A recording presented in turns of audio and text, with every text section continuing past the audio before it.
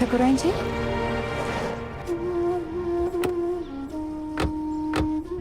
जाना बिटिया। महादेव महादेव। शांता जी कैसे हो? हम ठीक है, आप कैसे हैं? बिल्कुल ठीक।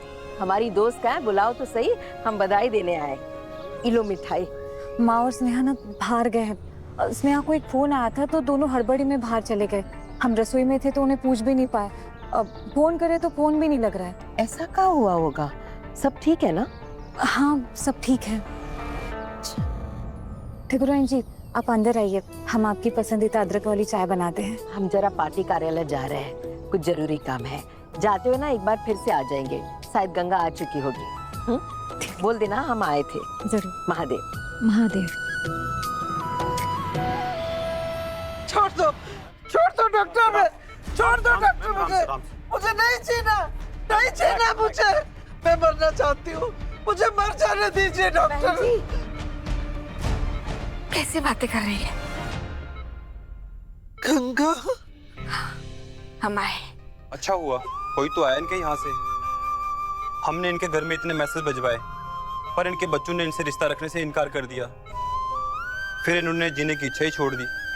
चली जाओ गंगा, बात करते हैं। चली जाओ यहाँ से, हम तुम्हारा सामना नहीं कर सकते। बहन जी इधर तो देखिए।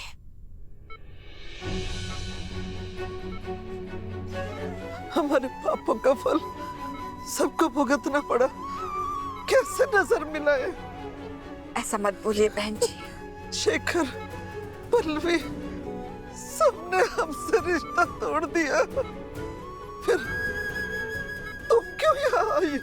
आप शांत हो जाइए, सब ठीक होगा। इन्होंने खाना पीना बिल्कुल छोड़ दिया है। हम इन्हें फूड पाइप लगाने जा रहे हैं। वो खाने वाली नली होती है माँ। हमने तुम्हारे साथ बहुत बुरा किया, इसे शर्म के मारे हम जीना नहीं चाहते। ऐसा मत बोलिए बहन जी। इसलिए हम तुमसे माफी मांग रहे हैं। अगर तुम हमें माफ कर दोगे तो मरते समय हमारे मन का बोझ कुछ हल्का हो जाएगा। गंगा, कैसी बातें कर रही हैं आप शांत हो जाइए। हमने कहा ना शांत हो जाइए।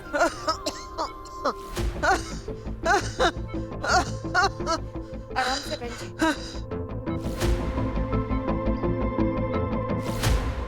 हमारी माँ ने जो कंप्लेंट की थी विमला मौसी के खिलाफ, वो उनको वापस लेना चाहती हैं। गंगा जी, इस औरत ने आपका ढाबा जलाया, लेकिन पश्चाताप की आग में वो खुद भी तो जल रही है। नफरत और गुस्से में उन्होंने जो भी किया है ना, उसकी सजा उन्होंने भुगत ली है। उन्हें अपने बच्चों के प्यार की और देखभाल की जरूरत है, इसलिए हमको लगता है कि उनको एक मौका मिलना चाहिए। लेकिन हमें लगता है ठाकुराइन दुर्गावती जी को शायद ही अच्छा ना लगे। हम जानते हैं फिलहाल वो इनसे नाराज है, कहा कि इन्होंने जो किया है ना उसका इल्जाम उन पर लगा था। लेकिन हम उन्हें अच्छे से जानते हैं, वो हमेशा इंसाफ की बात करती है, बदले की नहीं। इसलिए हम जो भी कर रहे हैं, हमको पूरा विश्वास है वो जरूर समझ पाएगी। हम आपसे विनती करते हैं, विमला जी के लिए एक उम्मीद का दरवाजा खोल दीजिए।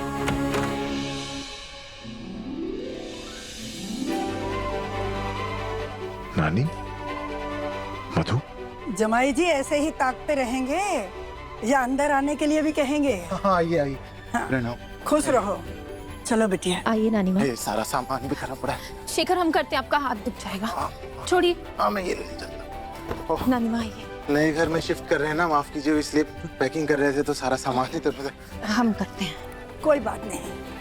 ना कहा है कि हम भी इसीलिए आए कि थोड़ी आपके काम में हाथ बढ़ा सके। और देखता आप सकते हैं ताबड़तोड़ मदद कर रही है आपकी, मुताबिक कितनी हो रही है। जीजा जी टेम्पो ले आए हम, नानी जी के आदेश अनुसार। चंचल कैसा है तू अभी?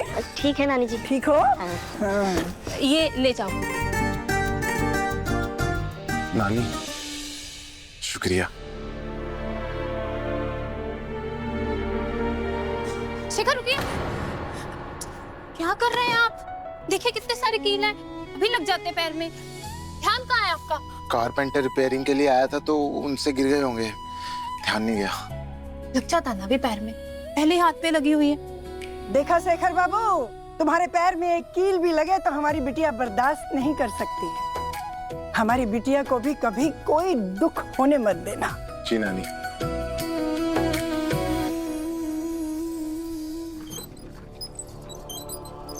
शेखर भैया,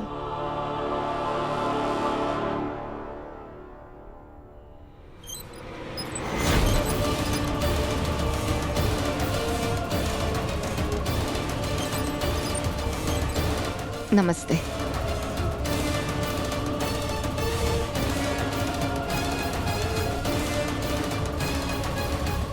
ये जेल से बाहर कैसे आ गई? वो दरअसल हम बताते हैं। हम लेकर आए उन्हें। और काहे मौसी, आपने तो खुद। बेटा, जब तुम्हारे पिताजी संन्यास लेकर चले गए ना, तब तुम दोनों भाई बहन को पालने के लिए बहुत मुसीबतें झेली है उन्होंने। और उन्हीं मुसीबतों ने उनको इतना असुरक्षित और भय पैदा कर दिया ना उनके मन में कि से बहुत सारी गलतियां हो गई। उसकी सजा भुगत चुकी है वो। अब उनसे मुंह मोड़ के उन्हें और सजा मत दिलाओ। वैसे भी उनके मन में जीने की इच्छा ही नहीं है।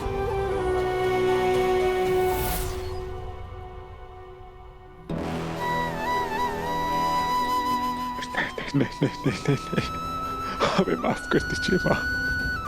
जेल से जब बार बार फोन आया कि आपने खाना पीना छोड़ दिया है, तो हमें लगा कि आप हमेशा की तरह नाटक कर रही है। हमें समझ नहीं आया, हमें माफ कर दीजिए।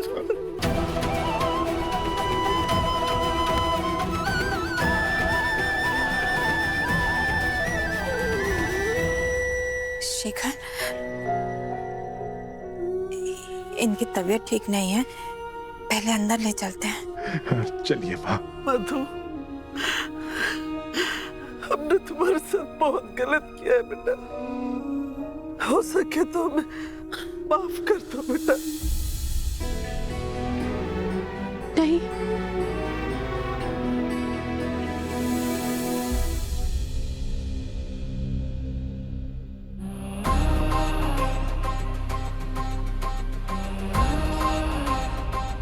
जानती हो ना कितनी मुश्किल से मधु की जिंदगी में खुशियां लौटी थी। तुम फिर इस मुसीबत को घर में ले आई। दुर्गा ने इसीलिए मधु को शेखर के साथ जाने दिया था कि ये जेल में थी, पर तुम फिर से उसको बार बार। हम आपकी बात समझते हैं, लेकिन उनकी हालत देखिए ना।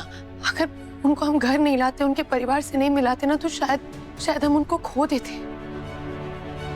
नानी माँ, बात को समझे। उन्हें इस वक्त ना परिवार की जरूरत है, और वो बदल गई हैं।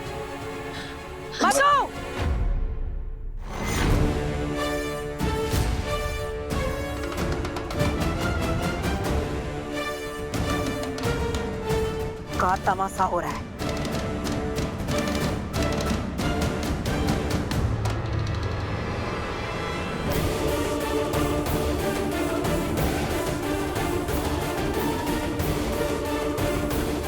और तुम मनाओ जश्न हमारी नातिन की जिंदगी में आग लगा के।